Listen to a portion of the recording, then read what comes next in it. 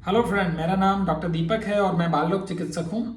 इस वीडियो में हम चिकन पॉक्स के बारे में बात करने वाले हैं, जिसको छोटी माता या तो फिर गुजराती में हम यहाँ पे अछबड़ा बोलते हैं।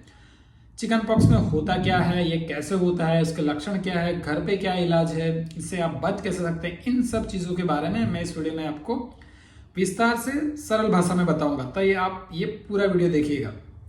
अब चिकन पॉक्स होता है वेरिसेला जोस्टर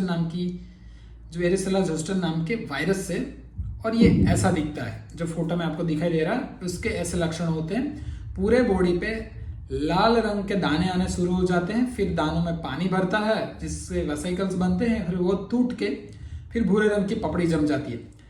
इसकी शुरुआत खास करके छाती के भाग से होती है, फिर धीरे धीरे पूरे बदन पे फैल जाते हैं।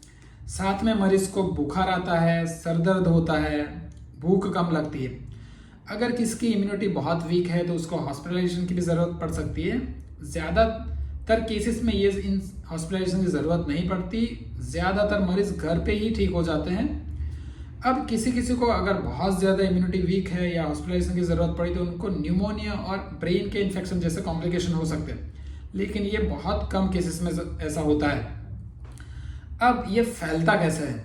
ये फैलता है मरीज के डायरेक्ट कांटेक्ट से, या तो फिर मरीज जब छींकता है, खांसता है, तो जो ड्रॉपलेट्स होते हैं हवा में, वो ड्रॉपलेट्स आपकी सांस में चले जाते हैं। उसके बाद ये इन्फेक्शन करता है। जो छोटे दानों में पानी रहता है, उस पानी के डायरेक्ट कांटेक्ट से भी ये आपको हो सकता है। अब इसके लक्षण जब आपके दाने आने के 2 दिन पहले से लेकर जब तक जो ये दाने टूट के सूखी पपड़ी बन जाते हैं, तब तक मरीज इन्फेक्टिव रहता है। मतलब इतने टाइम तक मरीज इन्फेक्टिव रहता है। इसलिए हम मरीज को एडवाइस करते हैं कि वो कम से कम 7 से 10 दिन घर पे रहे, ताकि दूसरे लोगों को इन्फेक्शन ना हो। खास करके बच्चों में ये ज़्यादा तेजी से फैलता है, इसलिए जिस बच्चे को चिकन पॉक्स है उसको स्कूल जाने की ज़रूरत नहीं। 7 से 10 दिन जब तक पपड़ी सूख ना जाए तब तक आपको घर पे रहना है। अब आप घर पे क्या ध्यान रखना है? पहले तो आपको डॉक्टर की सलाह लेनी है।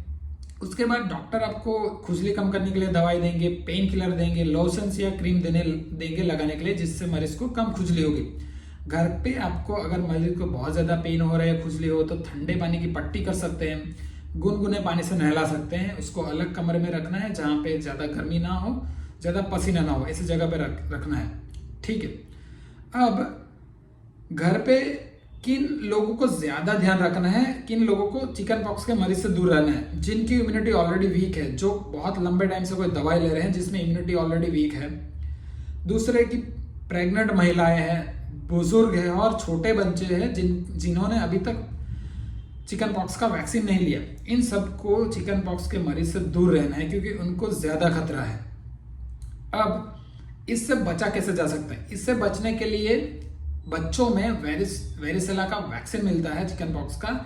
ये पहला जो डोज होता है 15 महीने की एज पे लगता है, दूसरा डोज है 3 महीने के बाद 18 से 21 महीने की एज पे लगता है। इसलिए आपके बच्चे का चिकन पॉक्स के खिलाफ वैक्सीनेशन करवाना जरूरी है, ताकि फ्यूचर में उसको चिकन पॉक्स का इन्फेक्शन ना हो। अब अगर किसी ने चिकन पॉक्स का वैक्सीन नहीं लिया तो वो बाद में भी ले सकता है कैचअप वैक्सीनेशन के तौर पे, इसलिए घबराने की कोई जरूरत नहीं। अगर आपने वैक्सीनेशन नहीं लिया तो फिर आप बाद में भी ले सकते हैं। फिर भी आपको कोई डाउट है, कंफ्यूजन है, तो आप नीचे कमेंट बॉक्स में मुझे बता सकते हो। मैं वहां पे आपके प्रश्नों का उत्तर करने का जरूर कोशिश करूंगा। Thank you. और मेरी चैनल को प्लीज सब्सक्राइब कीजिए, लाइक कीजिए, कमेंट कीजिए, ताकि मैं और ऐसा हेल्पफुल कंटेंट आपके लिए बनाता रहूं। Thank you.